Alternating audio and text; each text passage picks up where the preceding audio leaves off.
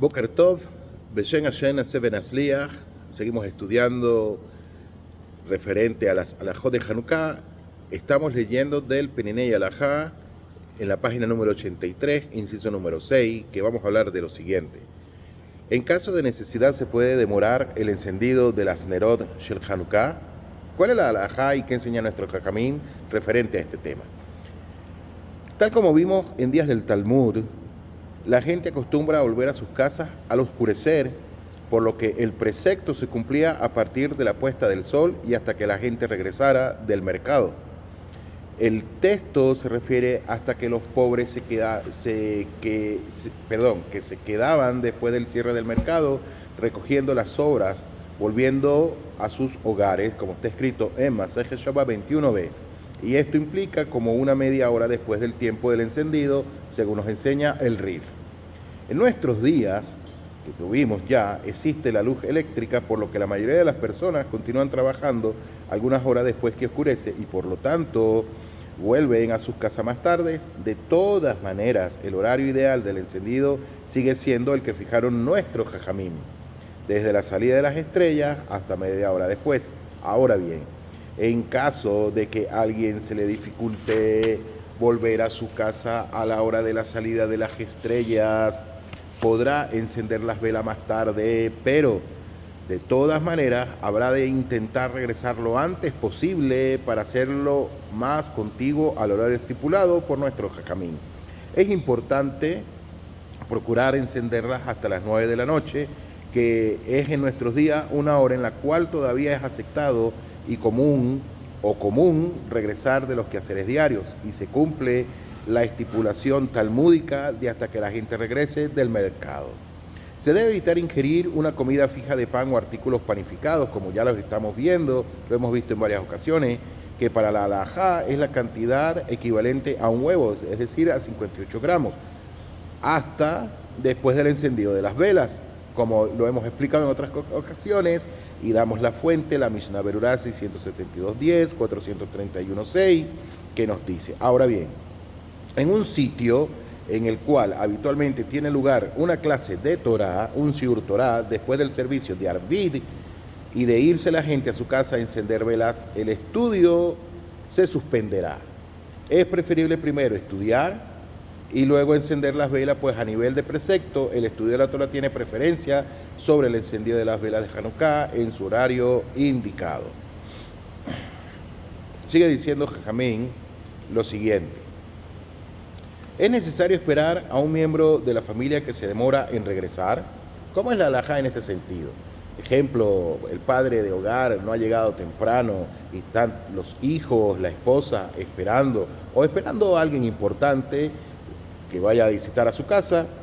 Dice la halajá de la siguiente manera: en muchas familias se presenta el dilema respecto de qué hacer en caso de que el jefe de familia, es decir, el balabay, no puede regresar a la hora de la salida de las estrellas.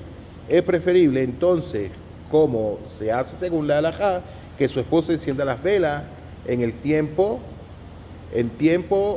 o esperar que el marido regrese. Es decir, una vez más, ¿qué pasa en este caso si el balabay no regresa a casa en el tiempo estipulado para el encendido de las velas? ¿Enciende la esposa o se espera a que regrese el balabay? Según el criterio básico de la halajá, no es indispensable que ambos cónyuges estén presentes a la hora de encender las velas, y cuando uno de ellos las enciende en la casa, el otro también cumple con el deber del encendido, aun cuando no esté presente. Por lo tanto, parecería preferible que la esposa encienda en hora sin el marido, es decir, en el horario que establecieron nuestros jajamim, si no está el balabay en casa.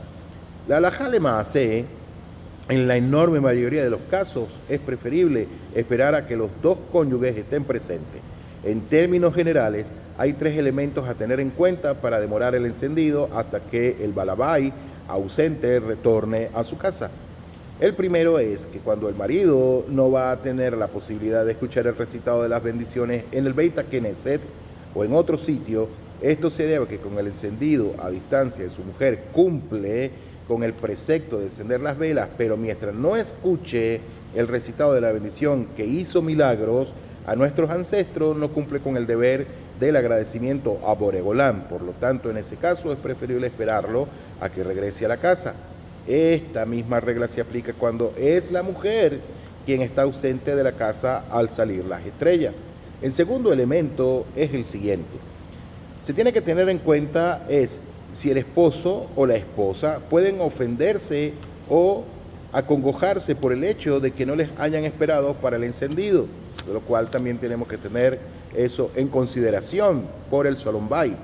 Y número 3 es si al no esperarlo la conexión del cónyuge ausente con el precepto de las velas de Hanukkah pueda verse perjudicado. Esto adquiere especial trascendencia si el cónyuge por una cuestión de rutina laboral va a demorarse en regresar todos los días de la festividad, entonces su vínculo con el precepto se puede ver afectado. El tercer y último factor a tener en cuenta es muy significativo. Para la mayoría de los poskim sefaradim, según los cuales solo uno de los miembros de la familia enciende la Hanukkah, en el caso en que los hijos o hijas se demoran en volver a la casa, si ésta se enciende en su ausencia, su conexión con el precepto puede debilitar, por lo tanto es preferible esperarlos y encender más tarde. Vemos pues que solo en caso de que la demora sea excepcional y el demorado tuvo la posibilidad de escuchar el recitado de las bendiciones en el Beit HaKnesset o en otro sitio de manera tal que no se alteran ni la relación familiar ni la conexión personal con el precepto, se preferiría encender las velas en tiempo o a la hora de la salida de las estrellas. Perdón. En todos los demás casos es preferible esperar el regreso del balabái, del cónyuge ausente, y según los sefaradim, el regreso de todos los miembros de la familia. No obstante, no se debe demorar en encender las velas hasta después de las 9 de la noche y todos los miembros de la familia deben procurar abstenerse de ingerir una comida fija desde media hora antes de la salida de las estrellas y hasta después de encendidas las velas, como lo explicamos anteriormente. Que tengan todos un feliz día, un fuerte abrazo, que tengan todos también, dije ayer, Shabbat Shalom. Estamos día miércoles, pero es una costumbre también a anticipar el Shabbat. Un fuerte abrazo para cada uno de ustedes. Hasta la próxima. Alajá. Bye. Shabbat Shalom. Leitraot.